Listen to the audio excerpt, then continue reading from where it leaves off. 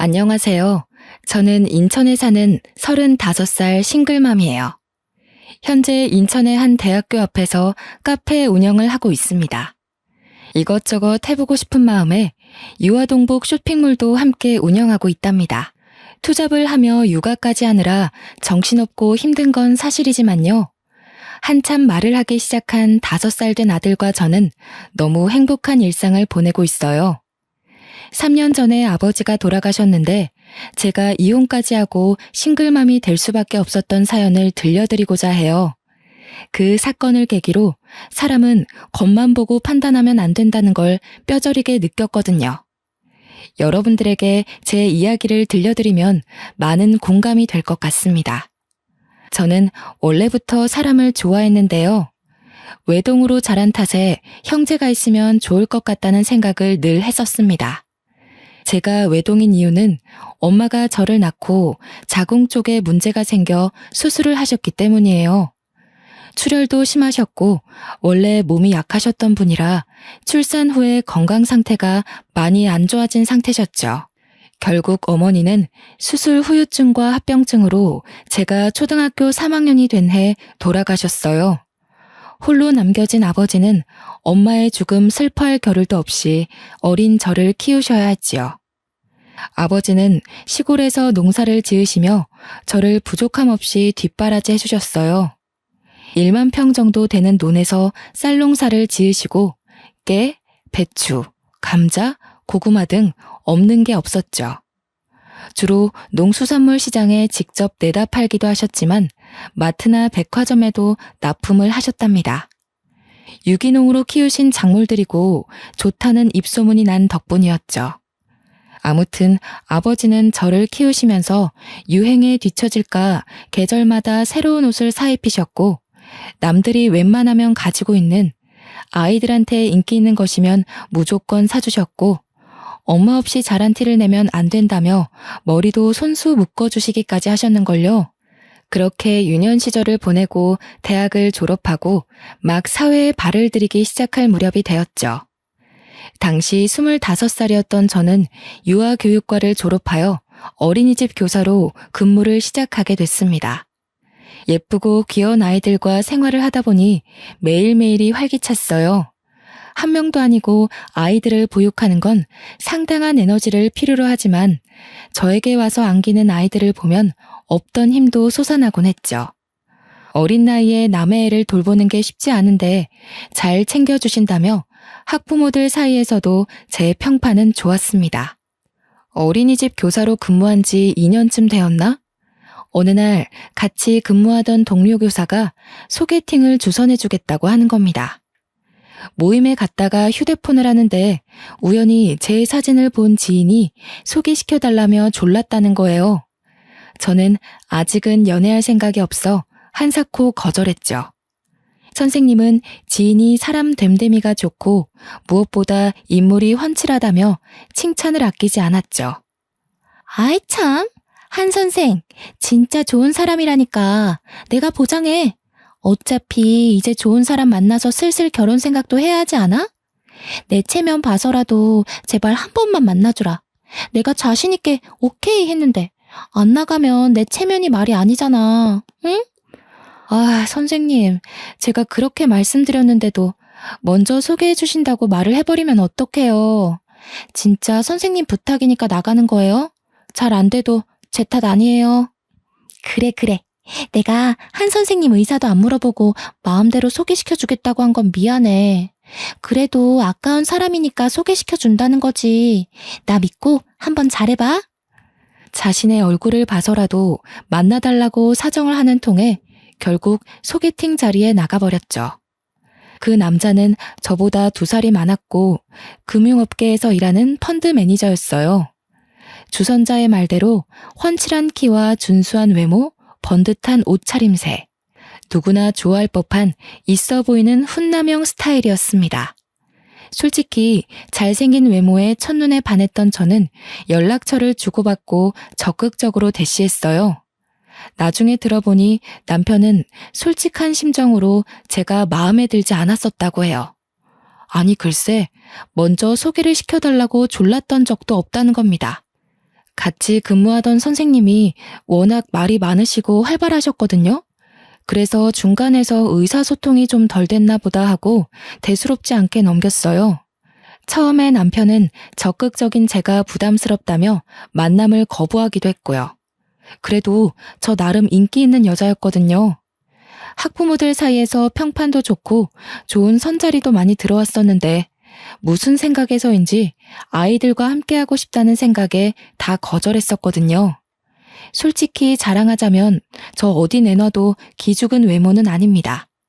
어디 가서 못생겼다는 말을 들어본 적 없는데 남편은 저를 그렇게 많이는 좋아해주지 않았어요. 아무튼 저의 적극적이고 끊임없는 애정 공세로 남편은 알겠으니 그만하라며 저를 만류할 정도였어요. 결국 저의 끈기에 두 손 두 발을 든 남편과 몇 번의 데이트를 즐긴 뒤 그렇게 저희는 연인 사이로 발전하게 됐죠. 바로 이 사람이 이혼한 전 남편이고요. 연애한 지 1년 반쯤이 지났을까? 남들과 싸우기도 하고 여행도 하며 알콩달콩 보통의 연애를 했죠. 둘 다 결혼 정년기이기도 했고 마음도 잘 맞는 것 같아서 결혼을 약속했습니다. 긴장된 마음으로 예비 시댁으로 인사를 가게 되었습니다. 예비 시어머니가 저를 반갑게 맞아주셨죠. 아이고, 우리 아들 왔어? 아가씨 잘 왔어요. 오는데 불편함은 없었죠? 수혁이가 무뚝뚝한 구석이 있어서 데리고 살아줄 여자가 있을까 했는데 아가씨가 짠 하고 나타났네요. 안녕하세요. 처음 뵙겠습니다. 수혁 씨랑 만나고 있는 한지영이라고 합니다. 저를 살뜰히 맞아준 시어머니를 보고 참 좋으신 분이구나 하고 생각했습니다. 하지만 그건 저의 큰 오산이었어요. 저녁 식사를 마치고 차를 한잔하는데 회사에서 걸려온 업무 연락으로 예비 남편이 잠시 자리를 비우게 되었죠. 그러더니 시어머니의 표정이 갑자기 돌변하는 게 아니겠어요? 그래, 직업이 어린이집 교사라고? 월급은 얼마나 받니? 결혼하면 일을 그만두고 내조에 전념해야 하는 건 알지? 그게 아내 된 도리지. 남편을 하늘같이 모시고 살아야 된다고. 내 귀한 아들 데려가니 그 정도는 해야 하지 않겠어? 네? 죄송하지만 어머님, 일을 그만둘 생각이 없는데요. 저는 제가 하고 있는 이 일이 좋고요. 만족하며 다니고 있는 직장이에요. 결국 그 말은 내 말을 거역하겠다는 거니? 이 버르장머리 없는 년. 시엠이 될 사람이 이렇게 해라 하면 고분고분하게 네 해야지. 어디서 못 배워먹은 티를 내는 거니? 너희 집에서 그렇게 가르치던? 어머님, 지금 저 처음 뵙는데 방금 그 말씀은 조금 심하신 것 같아요. 사과해 주셨으면 합니다. 저희들 문제니 제가 알아서 할게요. 그래, 이제야 본색을 드러내는구나, 이 나쁜 년. 너 두고 보자. 혹시라도 수혁이한테 나랑 대화한 거 말하면 너 죽고 나 죽고야. 알겠어? 처음 마주쳤을 때 인자하시고 다정한 모습의 시어머니는 온데간데 없고 며느리를 잡아먹지 못해 안달난 그저 아들을 뺏긴 엄마의 모습만 남아있었죠. 처음 보는 사람한테, 그것도 며느리 될 사람한테 저렇게 대놓고 막말을 하다니. 태어나서 처음 겪는 상황에 어떻게 해야 할지 답이 안 나왔습니다. 저는 당황해서 어쩔 줄 몰라 삐질삐질 땀을 흘리고 애꿎은 손가락만 만지고 있을 뿐이었어요. 통화를 끝내고 돌아온 남편이 내일 출근해야 한다며 늦었다며 집에 데려다 주겠다 했죠. 남편의 손을 잡고 현관문을 나섰습니다. 아까 잘 먹는다며 챙겨줄 테니 가서 먹어라 하고 파전을 챙겨주시며 웃으며 조심히 가고 연락하겠다는 예비 시어머니의 말에 저는 등골이 오싹했죠. 표정은 그게 아니었거든요. 이 일을 남편에게 말해야 하나 고민하며 며칠 밤을 지새웠죠. 결국 저 혼자 덮고 가면 시끄러울 일 없겠다 생각하고 큰일 앞두고 소란 피우기 싫어서 바보같이 아무 이야기도 꺼내지 못했네요. 시간이 가는 줄도 모르고 정신없이 결혼 준비를 했어요. 시모가 될 사람은 제가 엄마가 없다는 이유로 도가 지나치게 간섭했어요. 그때는 남편을 사랑했기에 미련하게 당연한 일이라 생각하고 내내 하며 고분고분 잘 따랐죠. 원래 그렇게 해야 되는 것인 줄 알았거든요. 사돈댁에 밑보일 일 없다며 아버지는 있는 돈 없는 돈 긁어모아서 제 결혼에 보태주셨고요. 시모는 굳이 집을 남편이 근무하는 직장 근처로 얻으라고 하셨습니다. 일하느라 피곤한 아들 배려해야 한다면서요. 결국 신혼집을 제가 일하는 어린이집과 왕복 2시간 거리에 있는 곳으로 장만하게 되었습니다. 시내 한복판에 있고 고급형 주상 복합 아파트라 가격이 사악했어요. 무리를 해 얻은 집이라 앞으로 어떻게 살아야 하지 막막하기만 했죠. 왕복 2시간을 대중교통을 타고 출퇴근하는 것은 여간 힘든 일이 아니었습니다. 시간이 흘러 상견례 날도 다가왔습니다. 아버지는 시골에서 먼 길을 올라오시느라 피곤한 상태셨어요. 하나밖에 없는 딸이 사돈댁에 밉보일까 걱정도 이만저만 아니셨죠. 상견례를 하기로 한 식당에 먼저 도착해 기다렸는데 약속 시간보다 20분 정도 늦게 시어머니랑 남편이 온 겁니다. 그래, 뭐 오는데 차가 많이 막혔나 보다 그렇게 이해하고 넘어갔어요. 그런데 아버지 면전에 대고 시어머니가 말씀하는 게 너무 가관이었습니다. 부족한 딸 자식 이렇게 시집 보낸다 하니 아쉬울 따름입니다. 제가 아이 엄마가 먼저 하늘나라로 가고 그래도 부족함 없이 키웠다고는 하는데 사돈댁에 누만 안 됐으면 하는 바람입니다. 저희 딸 잘 부탁합니다. 사돈, 지영이는 어디 가도 이런 신랑감 못 구해요. 우리 잘난 아들이 좋다고 하니까 결혼시키는 거고요. 지영이 아직 배울 게 많아 보입니다. 그리고 결혼하실 때 얼마나 보태주실 예정이세요? 필요하신 부분이 있으면 언제든지 말씀해 주세요. 딸아이 하나 시집 보내는데 그 정도도 못해줄 부모가 어디 있나요? 원하시는 게 있으시거든 아이들 통해서 말씀해 주시죠. 시어머니는 대놓고 아버지에게 얼마를 해줄 수 있냐며 무엇을 해주겠냐며 따지듯이 물으시더라고요. 요즘은 반반 결혼이 유행이어서 저도 당연히 그런 식으로 하겠지 했는데 귀한 아들이랑 결혼하니 그 대가를 치러라. 그런 뜻으로밖에 안 들렸어요. 상견례가 끝나고 이 결혼을 해야 하나 속으로 망설였지만 아버지께서는 사돈댁도 자기 아들 걱정하는 마음에 그렇게 말한 거 아니겠냐며 좋게 생각하라고 하시더라고요. 아니나 다를까 며칠이 지나 남편을 통해 예단 예물 목록을 보내셨어요. 목록을 보니 정말 기가 찼습니다. 집에 들어가는 돈은 반드시 각자 집안에서 절반씩은 보태야 하고 혼수 예산은 원래 신부가 해오는 게 전통이라며 가전이며 가구, 신랑에게 새 차를 뽑아줄 것을 요구했고 시어머니의 꾸민비 명목으로 2천만 원을 별도로 달라고 하신 게 아니겠어요? 저는 그날로 남편을 불러 이건 너무한 것 아니냐며 따져 물었어요. 자기도 자세히 보지는 않았다며 원래 그 정도 하는 거 아니냐는 말만 되풀이할 뿐이었죠. 저는 이 결혼은 아니다 싶어 다시 생각해보자고 했습니다. 남편은 세상 물정을 잘 모르는 것 같았어요. 직업만 펀드 매니저면 뭐합니까? 막상 자기 결혼 문제로 이렇게 트러블이 생기는데 중간 역할도 못하고 도저히 안 되겠다고 판단되어 양가 집에 결혼은 없던 걸로 하자고 말하려던 찰나에 남편이 울며 불며 매달리고 난리가 났습니다. 한번 생각해달라며 결혼하면 자신이 알아서 단돌이하고 중간 역할도 잘하겠다며 무릎까지 꿇고 싹싹 비는 거 아니겠어요? 저는 남편을 사랑하는 마음이 남아있었기에 그 꼬임에 넘어가 용서하고 말았죠. 남편이 말한 내용을 각서로 받아 고이 간직하고 약속을 어길 시 이혼을 하겠다고 엄포를 놓았어요. 지금 생각해보면 그때라도 멈췄어야 했습니다. 어쨌든 시간이 지나 저희는 결혼식을 무사히 올렸어요. 하와이로 신혼여행도 다녀왔고요.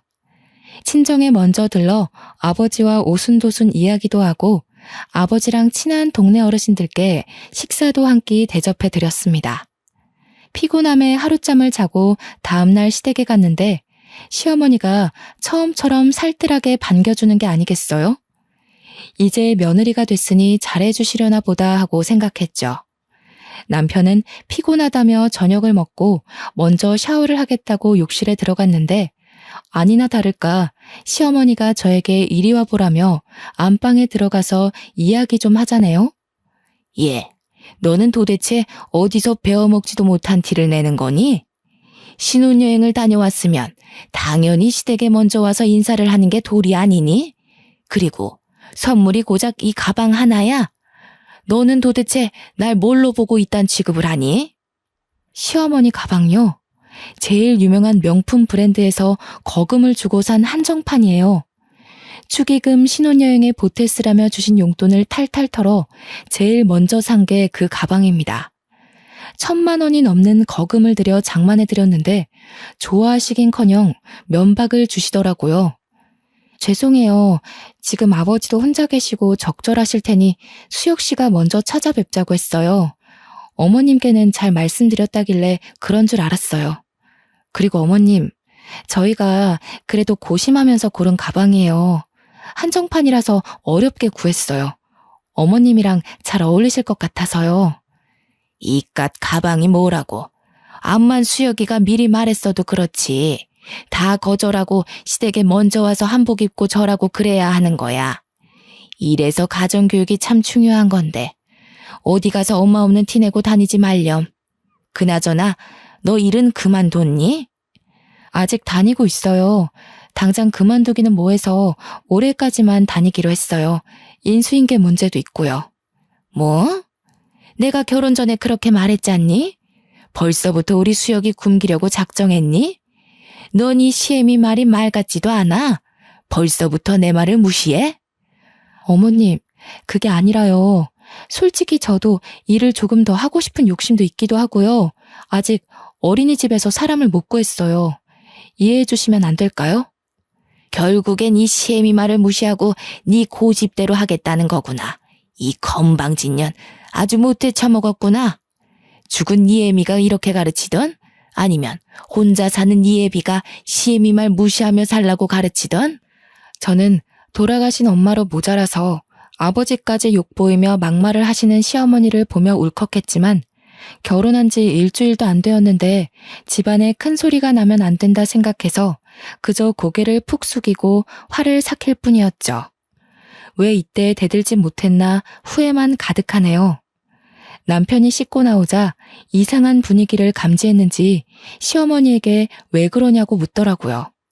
시어머니는 저를 걱정하는 표정으로 바꾸더니 신혼여행 다녀와서 애가 피곤한 것 같다고 데리고 들어가서 쉬라고 이야기하시는 겁니다.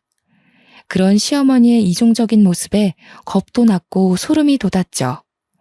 그렇게 신혼을 즐길 새도 없이 우리에겐 아이가 찾아왔어요. 임신 후 컨디션이 많이 좋지 않은 탓에 결국 일하기로 한 기간을 다 채우지 못하고 퇴사를 하게 됐죠. 일을 그만두고 집에서 살림하면서 퇴근하는 남편을 열심히 내조했어요. 하지만 저도 임신을 해서 그런가 감정 기복도 심하고 허리와 다리가 너무 아팠거든요. 남편은 일이 바쁘다는 핑계로 아침에 일찍 나가 밤늦게 들어오기 일쑤였어요. 저는 자연스레 혼자 밥 먹고 혼자 무언가를 한다는 것에 익숙해지기 시작했죠.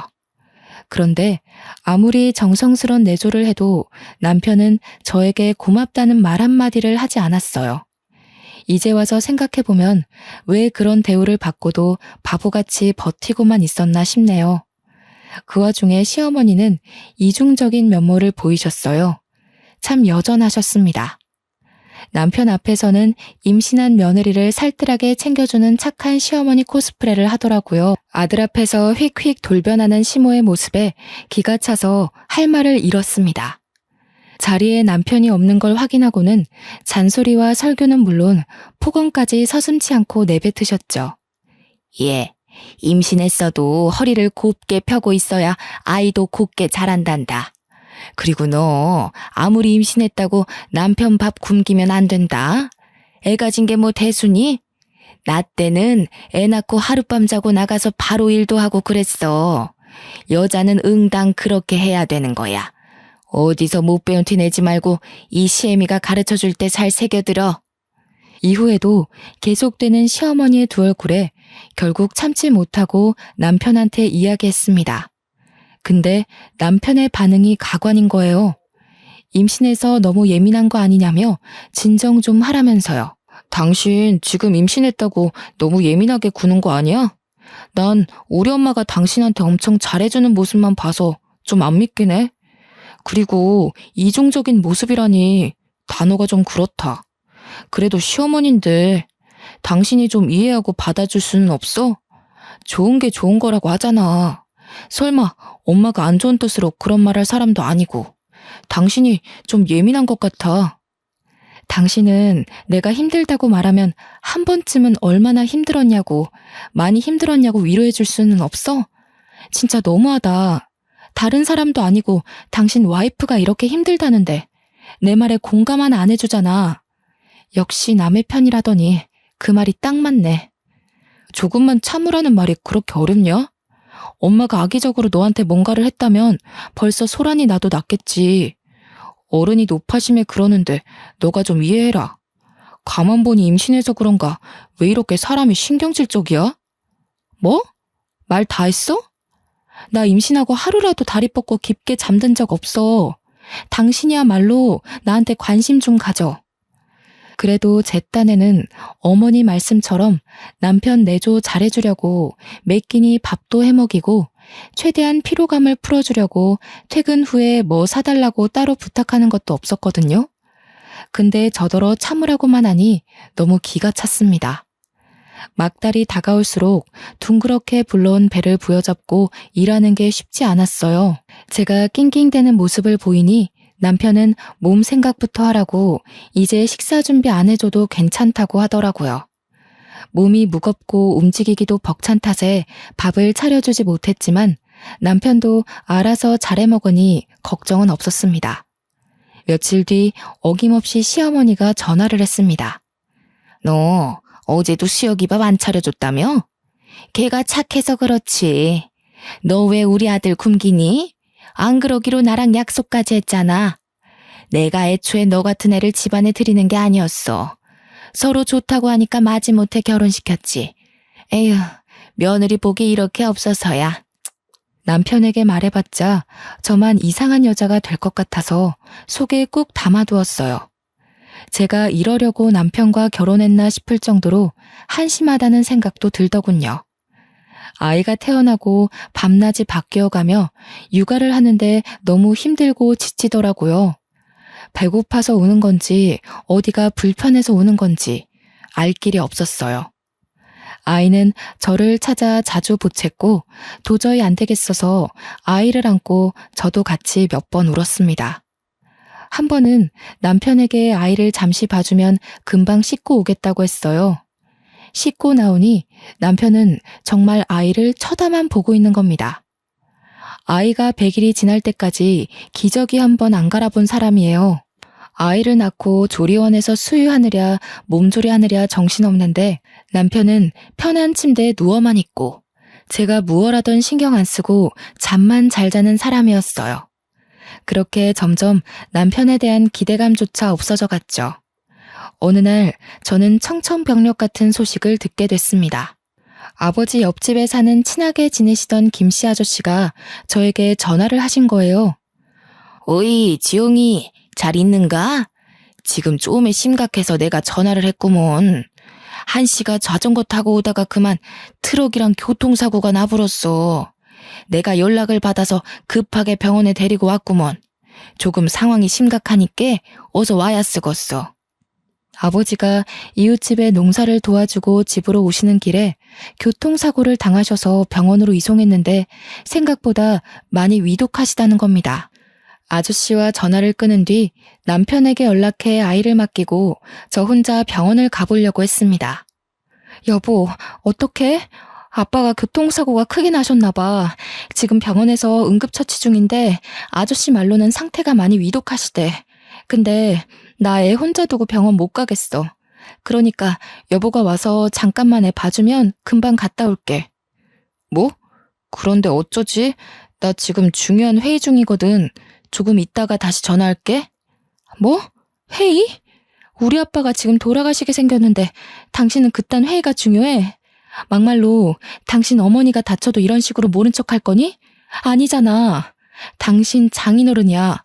회의고 뭐고 당장 집으로 와. 뭐래? 내가 중요한 회의라고 말했지. 잘못하면 몇 억이 순식간에 날아가는데 네가 좀 이해해주면 안 되냐? 바쁘니까 좀 끊어. 세상에, 정말 기가 막히지 않나요? 저런 사위가 또 어디 있을까요? 장인어른이 당장 돌아가시게 생겼는데 회의해야 한다며 끊으라는 저 태도. 기가 막히고 화가 났지만 우선 아버지를 뵈야 했기에 6개월 된 아이를 들쳐매고 힘겹게 아버지가 계신 병원으로 달려갔어요. 택시를 타고 어렵사리 병원에 도착한 저는 응급실에 누워 계신 아버지를 보고 오열하고 말았습니다. 아버지는 산소호흡기를 단 채 힘들게 숨을 쉬며 누워 계셨고 무지 고통스러워 보이셨어요. 출혈이 심한 탓에 온몸에는 붕대를 감고 계셨고 소독약이 코를 찌를 정도였죠. 한기태 씨 보호자 되십니까? 현재 몸 내부 출혈이 너무 심합니다. 의식도 없는 상태고요. 기계로 호흡만 얕게 하고 계시는 상태라 오늘 내일이 고비가 될 것 같습니다. 마음의 준비를 하고 계셔야 할 것 같습니다. 그 말을 듣는데 하늘이 무너지는 것만 같았습니다. 6개월이 된 아이 옆에서 눈물만 뚝뚝 흘리며 아버지를 살폈어요. 그런데 다음날 아침 아버지가 기적적으로 의식을 되찾으시며 힘겹게 손가락을 움직이셨어요. 힘겹게 눈을 떠서 저와 아이를 보고는 아빠가 정말 미안해 이 말 한마디만 남긴 채 그대로 눈을 감으셨습니다. 순식간에 호흡이 정지된 아버지의 손을 잡으며 세상이 떠나가라 오열했어요. 옆에 서 있던 아저씨도 저를 토닥여 주시며 함께 눈물을 흘려주셨습니다. 여보, 아빠 조금 전에 돌아가셨어. 당신이 여기로 와줘야 할 것 같아. 정말 미안한데 나 급하게 출장을 가야 해. 이번 투자건이 정말 중요하거든. 외국 바이어들과 미팅도 해야 하고. 그래서 일본으로 일주일 정도 갔다 와야 할 것 같아. 미안하지만 장인어른 장례식엔 참석 못할 것 같은데. 뭐? 그게 무슨... 내 말 제대로 들은 거 맞아? 당신 장인어른이 돌아가셨다고. 그런데 어떻게 사위가 안 와? 아니, 지금 눈앞에 있는 이 투자권 놓치면 나한테 얼마나 손해인지 알긴 알아? 막말로 장인어른이야 이미 돌아가셨으니 내가 나중에 따로 찾아뵈면 되는 거 아니야?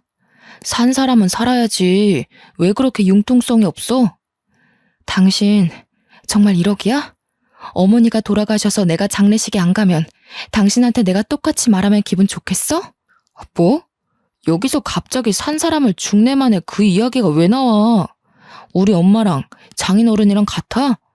아무튼 나 지금 당장 출장 갈 준비해야 돼. 바빠 끊어. 중요한 거라니까 이 사람이 자꾸. 진작 이혼을 하지 않고 살던 것이 정말 후회가 됩니다. 장인어른이 돌아가셨는데 아무리 그래도 그렇지 그놈의 출장이 대수인가요? 저는 남편과는 더 이상 같이 결혼 생활을 유지할 이유가 없다고 생각했어요.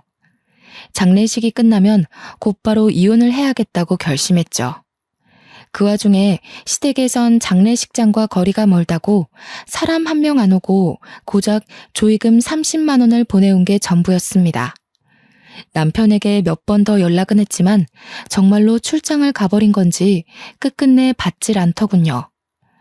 아버지를 황망히 보내드리고 우는 아이 달래느라 정신없이 장례식장에 앉아있는데 한기택 씨 따님 되냐며 어떤 사람이 찾아오는 게 아니겠어요? 안녕하세요. 저는 재산상속 전문 변호사 김윤호라고 합니다. 한기택 씨가 생전에 작성해 놓은 유언장 전해드리려 합니다. 유언장에는 한기택 씨가 살아생전 농사짓던 땅과 집, 나머지 재산을 모두 한지영 씨에게 상속한다는 내용입니다.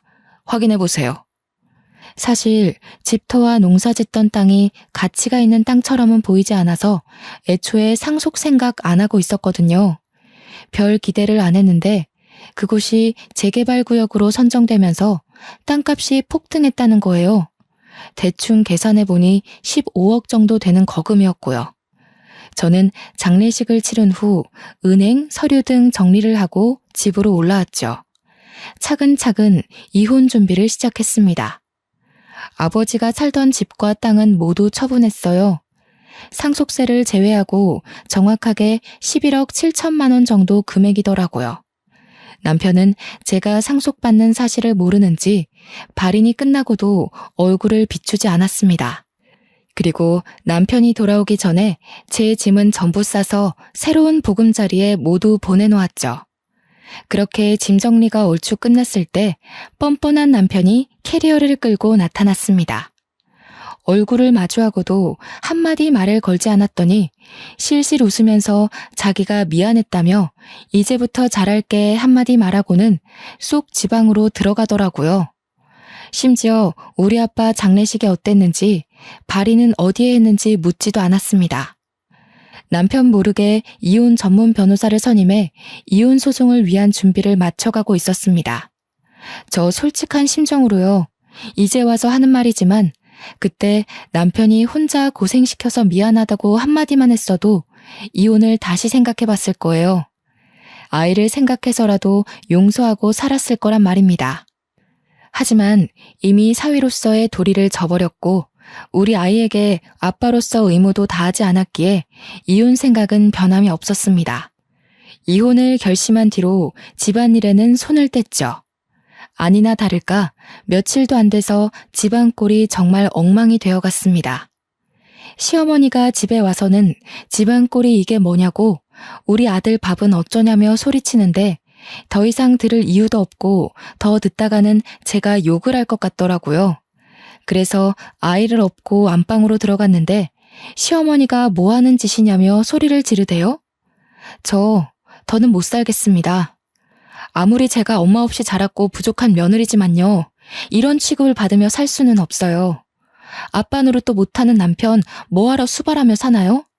저 이제 남편 필요 없으니까 직접 끼고 살면서 아들 밥 챙겨주던 알아서 하세요.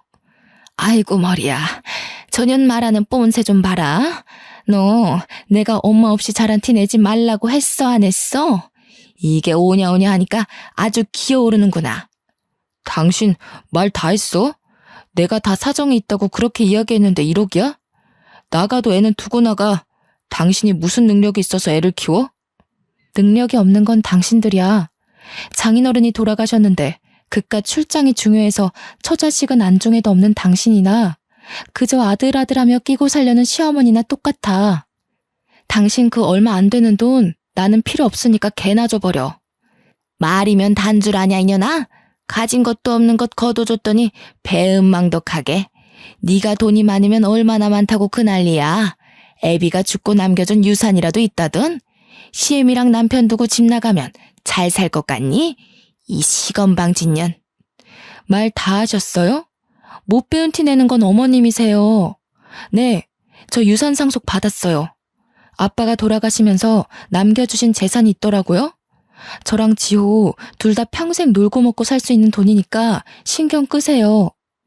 시어머니와 남편을 무시하고 집을 나서려던 그 순간 제 머리가 뒤로 획 젖혀지는 게 아니겠어요?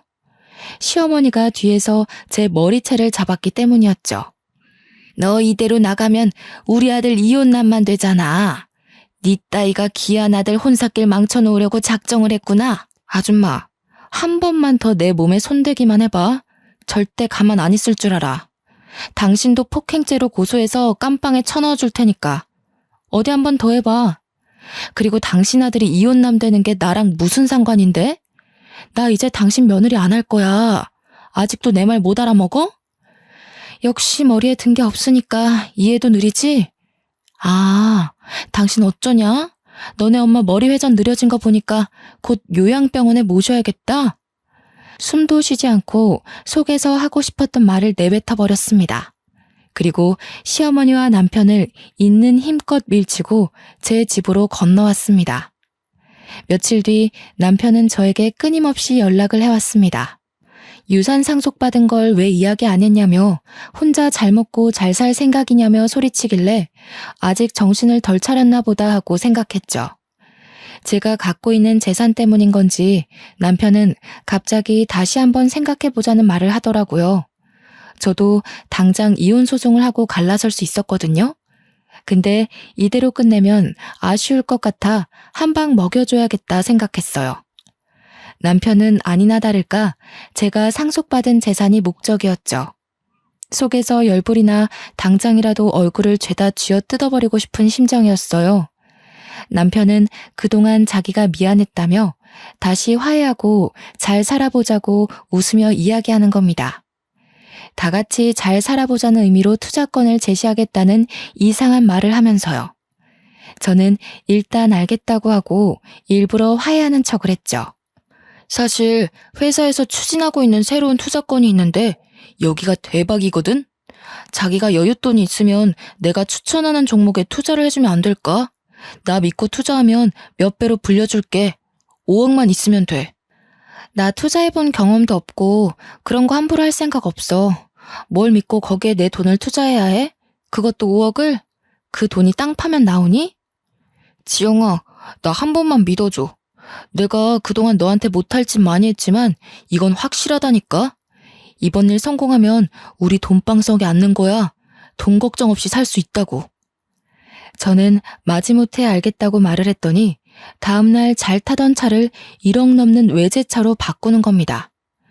5억을 투자하면 자신이 상당 부분 커미션을 받기로 한 건지 투자 계약서는 아직 쓰지도 않았는데 두 부녀는 김칫국을 원샷 때려버린 거죠. 심지어 지엄마한테 명품백까지 사주고 멀쩡하게 굴러가던 가전제품을 전부 새로 바꾸고 다니더군요.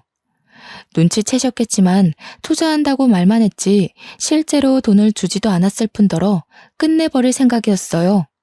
투자금을 주기로 약속한 날이 다가올수록 저는 이를 갈고 있을 뿐이었죠. 그 와중에도 시어머니는 아들 카드를 신명나게 긁으며 명품관에 돈을 뿌리고 다니더라고요. 그렇게 보름 정도의 시간이 흐른 뒤 저는 돈봉투 대신 이혼 서류가 담긴 봉투를 던졌어요. 돈봉투가 아닌 이혼 서류가 담긴 봉투를 보자 이게 뭐냐며 노발대발하는 겁니다. 저는 차분히 마음을 다잡고 이야기했죠. 그동안 곰곰이 생각해봤는데 당신과 나는 여기까지야. 이혼 서류에 도장을 찍던 사인을 하던 알아서 하고 거기에 적힌 주소로 다음 주까지 보내. 뭐? 이혼 서류? 당신 이게 지금 뭐 하는 짓이야? 설마 지금까지 날 갖고 논 거야? 나한테 투자금 주기로 했잖아. 지금 장난하는 거지? 저기요. 투자금이고 뭐고 다 필요 없고 나는 모르는 일이야. 이제 서로 볼 일 없는 사이 아닌가? 위자료로 거하게 물고 싶지 않으면 닥치고 도장이나 찍어. 버틸 수 있으면 버텨보던지. 오래 못 갈 것 같지만. 아니, 얘, 이게 도대체 무슨 소리니? 투자를 못하겠다니. 너 왜 말을 바꾸는 거야? 둘이 다시 잘해보기로 한 거 아니야? 그리고 투자해주기로 했으면 마땅히 해야지. 이제 와서 발을 빼? 아줌마, 제가 그쪽 투자를 왜 해줘야 되지? 설마 내 재산 탐내시는 건가? 그렇게 원하시면 조의금으로 보내셨던 돈 30만 원 돌려드릴게요. 그거 말고 저한테 한 푼이라도 쓰신 적 있어요? 없죠? 그럼 아줌마도 잔말 말고 제 인생에서 꺼져주세요 좀. 이게 이제 돈 좀 생겼다고 시애미까지 잡아먹으려고 작정을 했구나. 그래, 너 돈 좀 생겼다기에 어떻게 구슬려서 등골 좀 빼먹으려고 했다. 그게 왜? 잘난 내 아들 데려갔으면 그 정도는 각오했어야 하는 거 아니니? 저는 그나마 다행인 게 시어머니가 저에게 했던 폭언들을 빠짐없이 녹음해 놓은 게 신의 한 수였죠. 그리고 남편은 이미 이혼 사유가 넘쳐 흐를 정도라서 소송에선 제가 유리했습니다. 남편은 돈이라도 달라며 애걸복걸 하더라고요. 투자한다고 선입금 받은 걸 당연히 제가 돈을 준다 생각하고 흥청망청 쓴 거죠. 외제차의 명품에 집안을 통째로 바꾸다시피 하며 돈을 펑펑 써댔으니까요. 당신 정말 왜 이래. 그거 해결 못하면 집을 팔아서라도 메꿔야 해. 이러다가 나랑 엄마 길거리에 나 앉아야 한다고. 사람 미치는 꼴 보고 싶어서 이래? 투자금 보태주기로 했으면 보태줘야지. 당당하던 당신 모습 어디 갔니? 내가 그동안 기회도 여러 번 줬어. 하지만 그 기회를 날린 건 당신이랑 어머니야. 그러게 살아생전 우리 아버지한테 조금이라도 잘했어야지. 당신이 나랑 지호한테 한 게 뭐가 있어? 차려주는 밥 먹으며 지할 일만 했지. 아무튼 서류 다음 주까지 내 변호사 통해서 보내도록 해. 2년이 오냐오냐 하니까 한 번도 아니고 2번씩이나 우릴 갖고 놀아? 잘 됐다. 이왕 이렇게 된 거 오늘 너랑 나랑 한판 하자.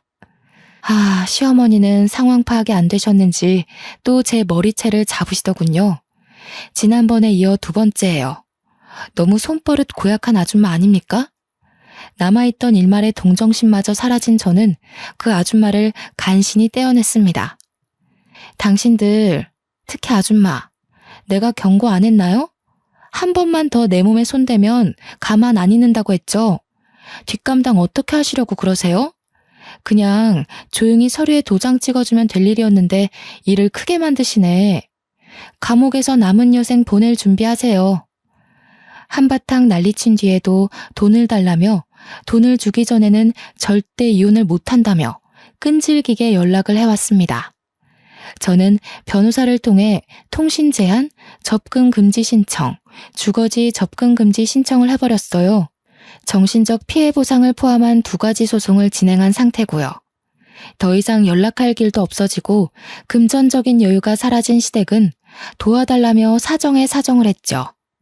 솔직히 그 아줌마랑 아들내미가 내 앞에 무릎까지 꿇고 싹싹 빌길래 마음이 좀 약해질 때도 있었는데요.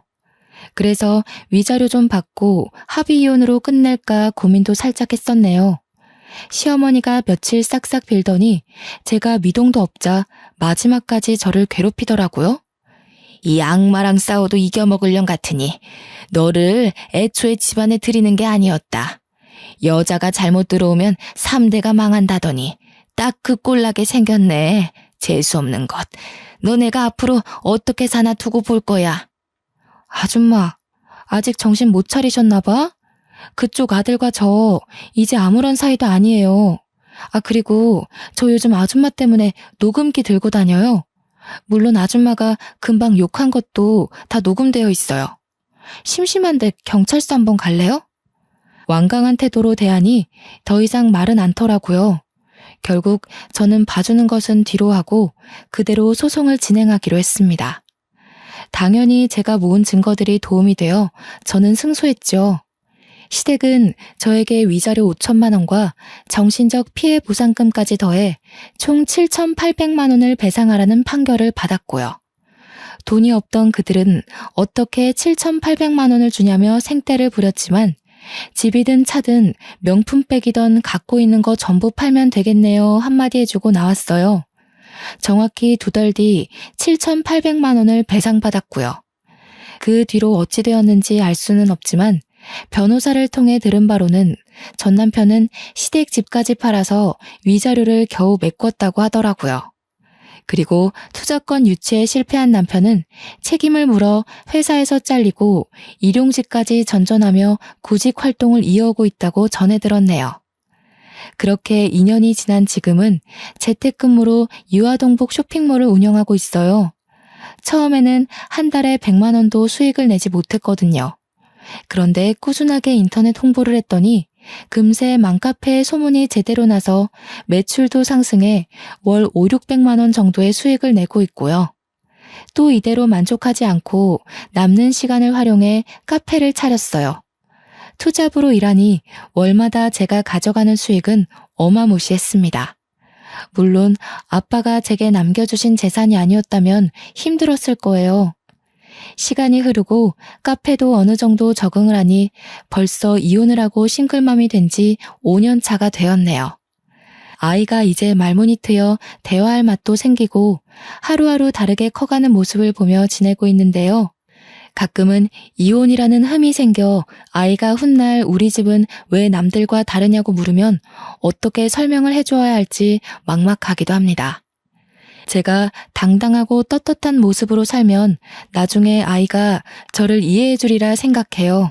제 선택이 앞으로의 더 나은 우리를 위한 선택이었음을 이해하고 존중해 주지 않을까요? 앞으로 제 앞날은 더 창창할 거니까요.